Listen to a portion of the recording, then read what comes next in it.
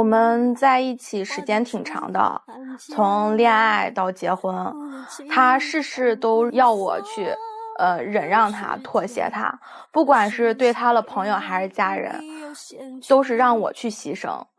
现在他工作也是在外地，家里面他的父母和大大小小的事情都要我来照顾，他也不念我的好，然后他又想让我要一个孩子，我又要工作，又要照顾家里面人，他如果不为这个家多付出一点，不能为我分担一点的话，这孩子没办法要了。一对夫妻因为要不要一个小朋友而来到我们的舞台，来，掌声有请他们。男嘉宾张先生27岁，来自郑州无业；女嘉宾李女士25岁，来自郑州美甲师。来，有请两位，有请。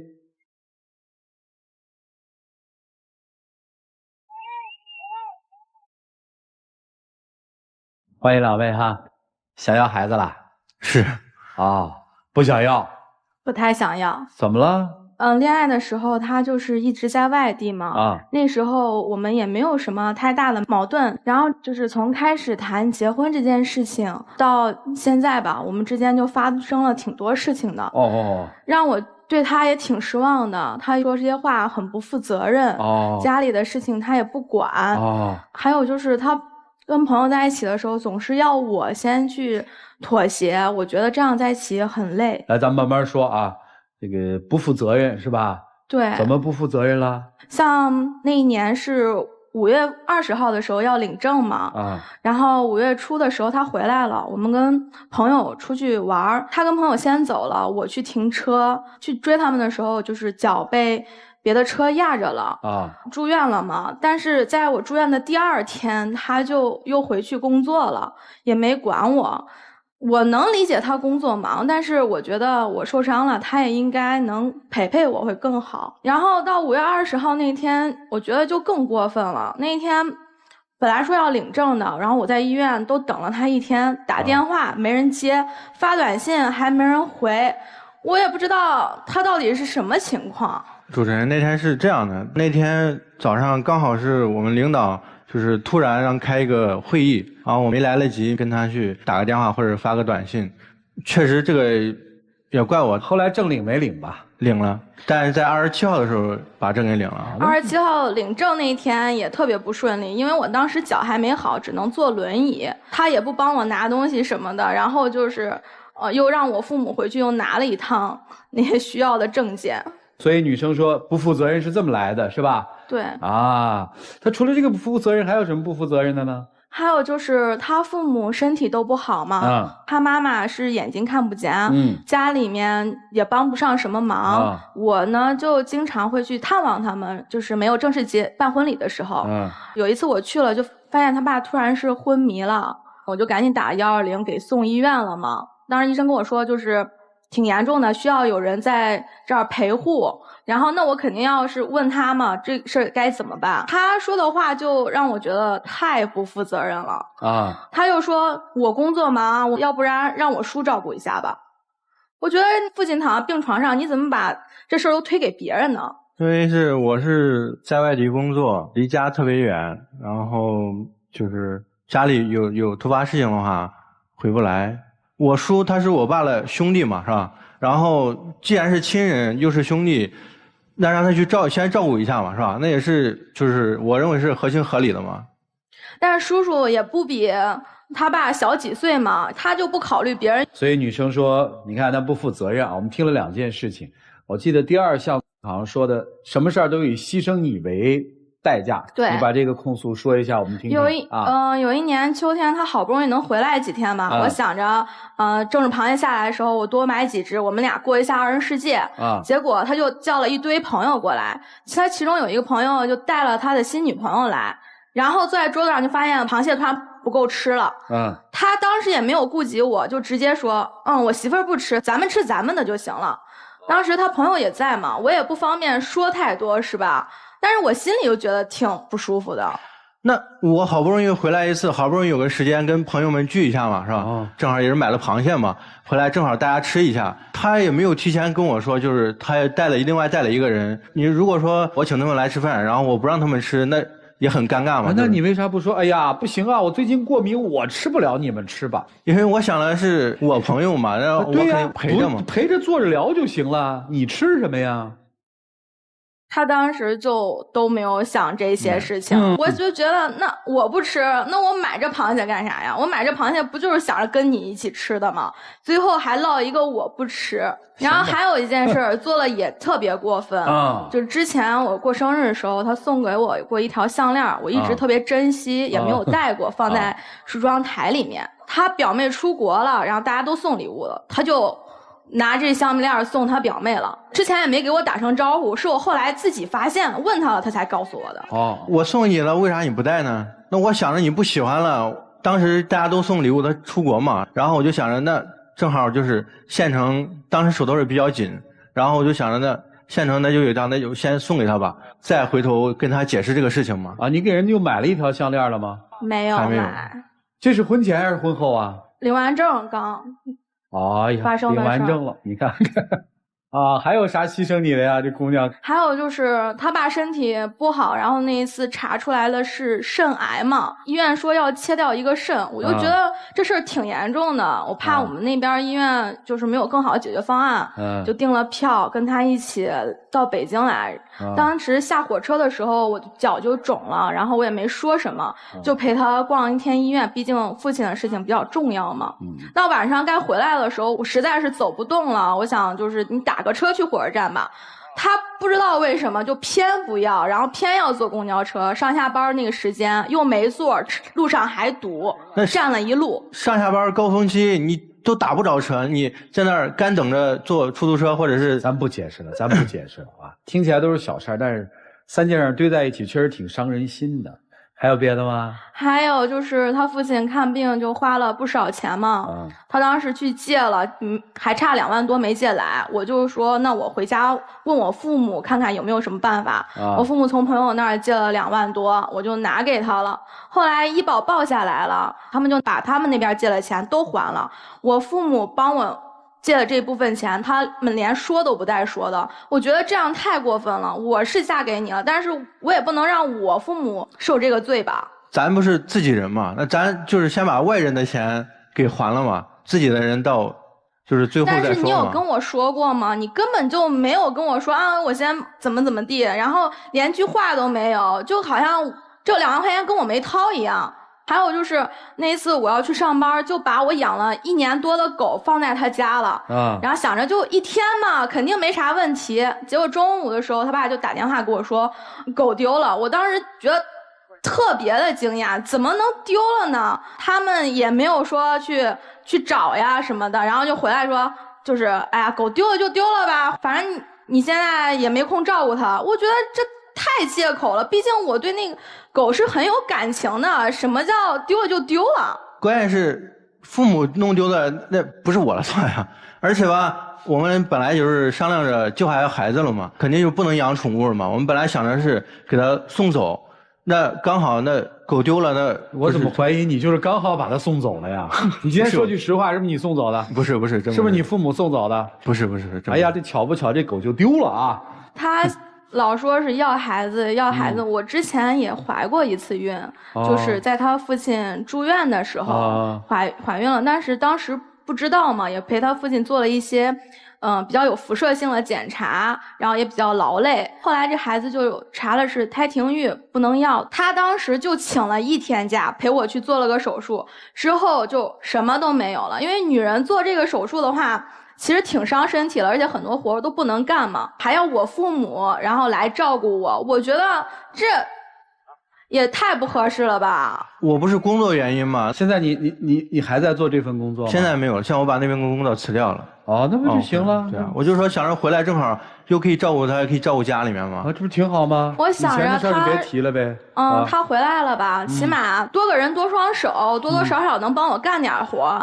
结果其实并不像我想象的那样，就是一甩手掌柜。我现在不仅要照顾家上班，还要照顾他父母，还得照顾他。洗完澡洗发水瓶子都能放在马桶盖上不知道收，我这么辛苦，你让我怎么再要一个孩子？我哪有精力再要一个孩子呀？我问问啊，现在跟他父母住一起是吧？跟公婆住一起是吧？是。这要完孩子怎么打算呢？你说说规划。要完孩子还是跟父母住一起嘛？啊，然后呢？然后我来照顾嘛。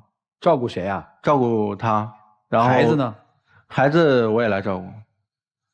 他说的都是挺可笑的。他父母他妈妈眼睛看不到，爸身体又那样，他能照顾着他俩，我都已经谢天谢地了。他还来照顾我，根本就没指望。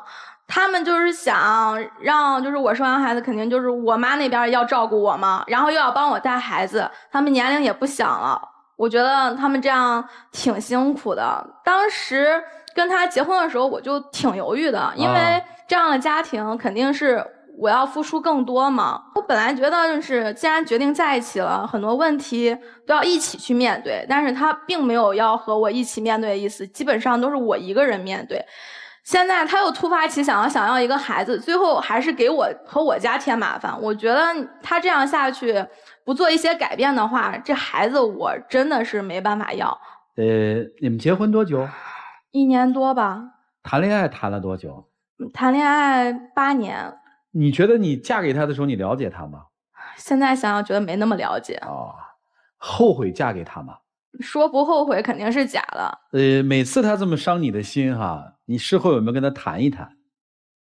我跟他说的时候他都也挺不耐烦的吧，然后也不想听我讲那么多。所以今天其实不是要不要孩子的问题，而是这个大男孩能不能长大的问题，是吧？是的。为啥现在在家里做甩手掌柜啊？可能是在外面惯了吧，因为家里面的心基本上没怎么操过。你媳妇儿对你好不？好。她说不要孩子咋办？毕竟咋说了，年龄都不小，都在这放着嘛。说不要肯定也想要，但是现在这个情况我也很头疼。其实2位老人现在需要你们花很大的精力照顾吗？基本上不是花很大精力照顾，但是得需要有人在，因为不知道会发生什么紧急情况，得赶紧送医院，身边离不开人，所以挺难的哈。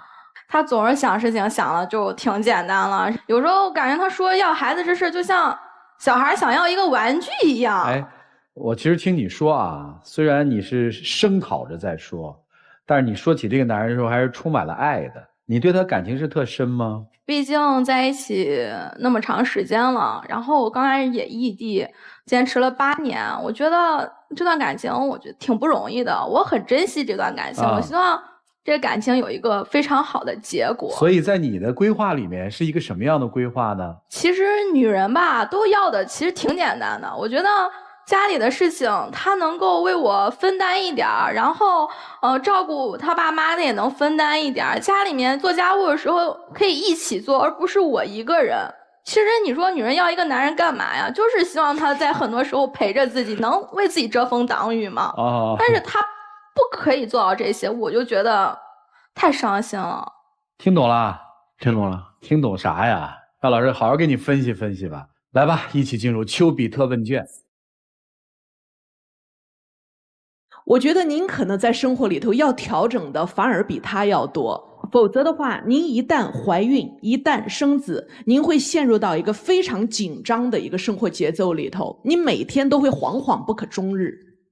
生活里头有很多我们害怕的事情，其实并不会发生，但是你害怕的这一个过程，正在影响着你们的生活本身。就像你一直担心的是将来他该怎么照顾孩子啊，但你有没有想过，你已经可以用怀胎的这一段时间训练好自己的老公怎么照顾你。而他之所以在家里头不能成为您期待的那个人，不是他不想，而是因为他多半时间在外头，他不知道怎么疼人。而且您在家里把该做的不该做的事儿全揽到了自己身上。我说的不该做的并不是说您做多了，而是您做快了。很多妻子啊和女朋友他们的抱怨，老是说哎呀这个人什么都不做，但其实是因为您太麻利，做事情速度太快，他还没来得及帮您呢，您已经搞完了，搞完了以后自己又累又委屈，觉得要这个人没用。您得学会慢下来，你必须得相信他扛得住。我觉得他说这一个怀孕是这个时机挺好的，因为父母一天比一天老，如果二老此时身体已有不便，将来只会有更多不便。您父母一天比一天老，到时候您身上也还有2个老人需要扛，也需要他的支持。所以对于你们来讲，如果感情2个人既然这么相爱，其实是可以考虑下一代了。他之前做错的，我相信他也都懂。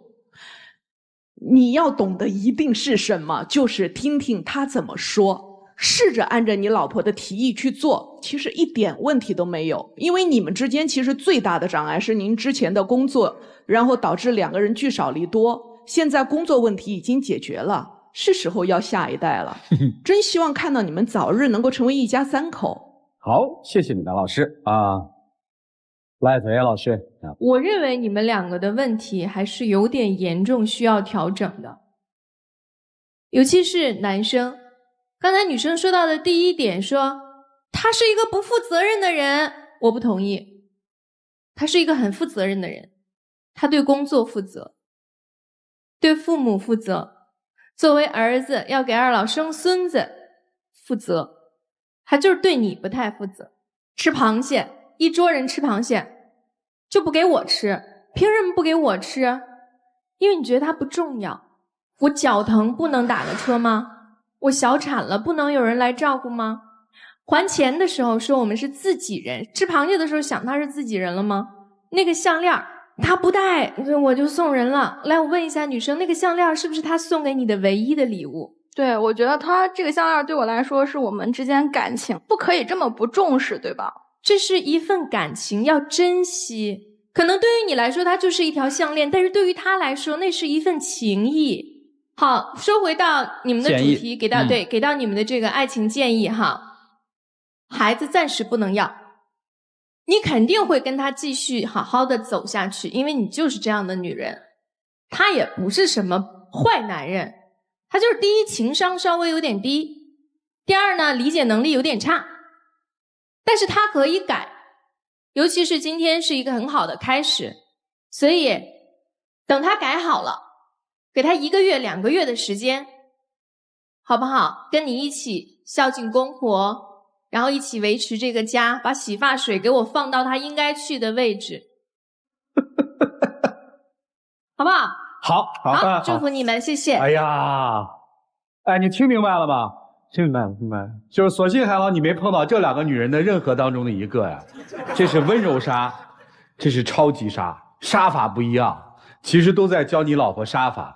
后来结论还是一样的嘛，一个是说可以要嘛，一个说的也可以要嘛，只是学会了之后再要嘛，步骤问题嘛，是吧？来听听涂老师怎么说啊。想要他为你挡风遮雨是吧？谁知道风雨都是他带来的。其实一个女人在这个舞台上，在说一只螃蟹的事情，在说我脚疼要去坐车的事情，这已经是一件很悲哀的事。你跟他在一起8年，他不在家的日子里是你帮他照顾父母，付出的太多，觉得不值得，但扔掉又觉得已然付出了这么多，又会太可惜。的确，男人有些事情是不懂，是要女人教的，但有一些事情是本能。我女儿出去吃饭，还知道兜里给我揣个鸡爪呢。她看见我手疼，还会给我吹一吹呢。这是需要人教的吗？这是人的本能，好不好？如果没有，只能说明你心里压根就没有他。桌上所有好吃的，当然得给自己的妻子留一留。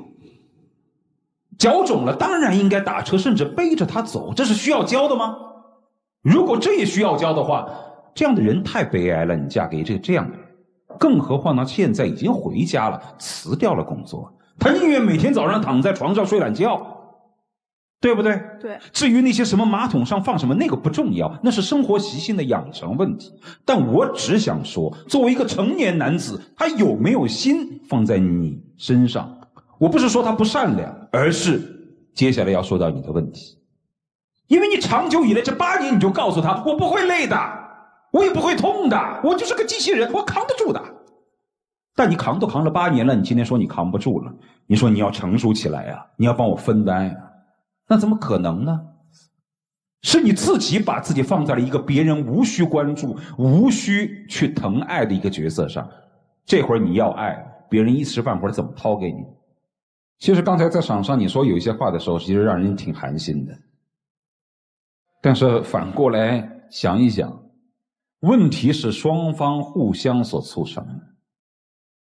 所以今天你要告诉他的就是，我是个有血有肉的人，我也会累，我也会伤心，我要被尊重，我要吃螃蟹。所以既然是夫妻，这8年我累了，如果从今天开始你依然把我放在一个无足轻重的位置，对不起，现在说再见还来得及。刚才主持人问你说，你以前就了解他是什么样的人吗？你说现在看来好像不是太了解，因为是异地恋。行啊，那现在回来了，可以好好了解。如果了解到的确彼此不适合，没生孩子还来得及。但如果了解下去之后，你觉得他变好了，那你们就像重新开始恋爱和婚姻是一样的。但是我希望待会儿在60秒的时候，你一定要感谢这个女人对于你父母的付出，你明白吗？不要做个没心没肺的人，对不对？好，谢谢涂老师。其实我们把几位老师的观点都梳理一下，你会发现有几个问题都存在于这儿。第一，老师们劝你不要怀着对未来的害怕去生活，那就是更阳光、更开心的往前走。要不要孩子，你们俩去协商，这你们俩自己的事情。一个男人通过教育能不能成长，那是你自己的事情。但是关键是，不是你要教育他，你是要提出要求的人，你是要他明确，顺其自然，别太努。你们的生活一定要顺其自然。有些人这个就是缺这个，他天生他大条，那个神经上面他就没有。有些人又特别细腻，你们看着办吧。接下来一起进入真情60秒。今天在这里听了你说了这么多，才知道原来你受了这么多的委屈。我之前确实做的不好，以后我会为你而改变的。我相信我的改变会让我们以后的生活越来越好。我会更加爱你，更多的去理解你，为你着想。孩子的事儿我听你的，你说要就要，你说不要就不要。感谢这8年来你为我和这个家的付出。媳妇儿，对不起。好。听其言，观其行啊！谢谢2位，请回。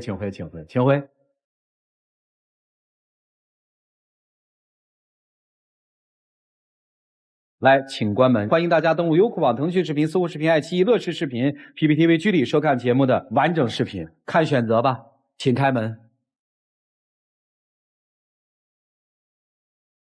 就在一起，一生相守不弃，就在一起，谁都不许说分离。这段来，有请我们的小花童，有请。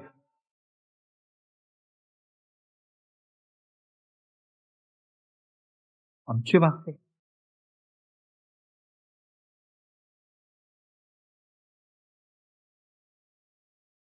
来见证属于这对夫妻的浪漫时刻，各位请见证。